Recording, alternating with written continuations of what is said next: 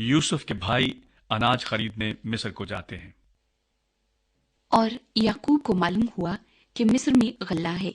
तब उसने अपने बेटों से कहा कि तुम क्यों एक दूसरे का मुंह ताकते हो? देखो, मैंने सुना है कि मिस्र में गल्ला है। तुम वहां जाओ और वहां से हमारे लिए अनाज मोल ले आओ, ताकि हम जिंदा रहें और हलाक ना हो। सो यूसुफ के 10 भाई गल्ला मोल लेने को मिस्र में आए। पर याकूब ने यूसुफ के भाई बिन्यामीन को उसके भाइयों के साथ न भेजा, क्योंकि उसने कहा कि कहीं उस पर कोई आफत न आ जाए। सो जो लोग गला खरीदने आए उनके साथ इसराइल के बेटे भी आए, क्योंकि कनान के मुल्क में काल था और यूसुफ मुल्क मिस्र का हाकिम था, और वही मुल्क के सब लोगों के हाथ गल्ला बेचता था। सो यूसुफ के भाई आए और अपने सर जमीन पर टेक कर उसके हजूर आदाब बजा लाए। यूसुफ अपने भाइयों को देखकर उनको पहचान गया, पर उसने उनके सामने अपने आप को अनजान बना लिया और उनसे सख्त लहजे में पूछा, तुम कहाँ से आए हो? उन्होंने कहा, कनान के मुल्क से, अनाज मोल लेने को। यूसुफ ने तो अपने भाइयों को पहचान लिया था, पर उन्होंने उसे न पहचाना। और यूसुफ उन ख्वाबों को जो उसने उनकी बाबत देखे थे याद करके उनसे कहने लगा कि तुम जासूस हो, तुम आए हो कि इस मुल्क की बुरी हालत दरियाफ्त करो। उन्होंने उससे कहा, नहीं खुदावंद, तेरे गुलाम अनाज मोल लेने आए हैं। हम सब एक ही शख्स के बेटे हैं, हम सच्चे हैं, तेरे गुलाम जासूस नहीं है। उसने कहा, नहीं, बल्कि तुम इस मुल्क की बुरी हालत दरियाफ्त करने को आए हो। तब उन्होंने कहा, तेरे गुलाम 12 भाई एक ही शख्स के बेटे हैं, जो मुल्क कनान में है। सबसे छोटा इस वक्त हमारे बाप के पास है और एक का कुछ पता नहीं। तब यूसुफ ने उनसे कहा, मैं तो तुमसे कह चुका कि तुम जासूस हो। सो तुम्हारी आजमाइश इस तरह की जाएगी कि फिरौन की हयात की कसम, तुम यहां से जाने ना पाओगे जब तक तुम्हारा सबसे छोटा भाई यहाँ ना आ जाए। सो अपने में से किसी एक को भेजो कि वो तुम्हारे भाई को ले आए और तुम कैद रहो, ताकि तुम्हारी बातों की तस्दीक हो कि तुम सच्चे हो या नहीं, वरना फिरौन की हयात की कसम, तुम जरूर ही जासूस हो। और उसने उन सबको 3 दिन तक इकट्ठे नजरबंद रखा। और तीसरे दिन यूसुफ ने उनसे कहा, एक काम करो तो जिंदा रहोगे, क्योंकि मुझे खुदा का खौफ है।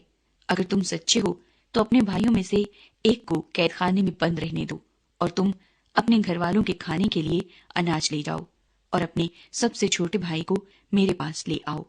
यूं तुम्हारी बातों की तस्दीक हो जाएगी और तुम हलाक न होगे।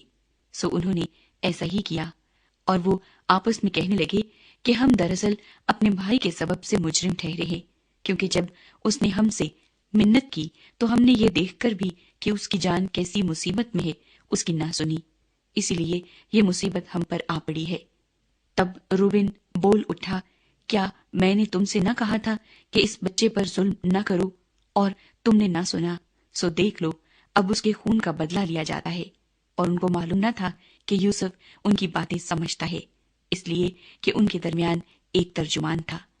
तब वो उनके पास से हट गया और रोया, और फिर उनके पास आकर उनसे बातें की, और उनमें से शमाउन को लेकर उनकी आंखों के सामने उसे बंधवा दिया। यूसुफ के भाई कनान को लौटते हैं। फिर यूसुफ ने हुक्म किया कि उनके बोरों में अनाज भरें और हर शख्स की नकदी उसी के बोरे में रख दें, और उनको ज़्यादा राह भी दे दें। चुनाचे उनके लिए ऐसा ही किया गया, और उन्होंने अपने गधों पर गल्ला लाद लिया और वहां से रवाना हुए।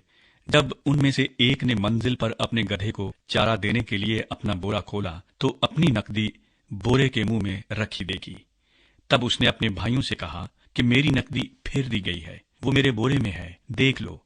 फिर तो वो हवास मांगता हो गए और हक्का बक्का होकर एक दूसरे को देखने और कहने लगे, खुदा ने हमसे ये क्या किया? और वो मुल्क कनान में अपने बाप याकूब के पास आए और सारी वारदात उसे बताई, और कहने लगे कि उस शख्स ने जो उस मुल्क का मालिक है हमसे सख्त लहजे में बातें की और हमको उस मुल्क के जासूस समझा। हमने उससे कहा कि हम सच्चे आदमी हैं, हम जासूस नहीं, हम 12 भाई एक ही बाप के बेटे हैं, हम में से एक का कुछ पता नहीं, और सबसे छोटा इस वक्त हमारे बाप के पास मुल्क कनान में है। तब उस शख्स ने जो मुल्क का मालिक है हमसे कहा, میں اسی سے جان لوں گا کہ تم سچے ہو کہ اپنے بھائیوں میں سے کسی کو میرے پاس چھوڑ دو اور اپنے گھر والوں کے کھانے کے لیے اناج لے کر چلے جاؤ اور اپنے سب سے چھوٹے بھائی کو میرے پاس لے آؤ۔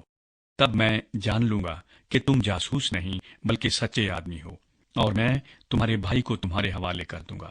پھر تم ملک میں سوداگری کرنا۔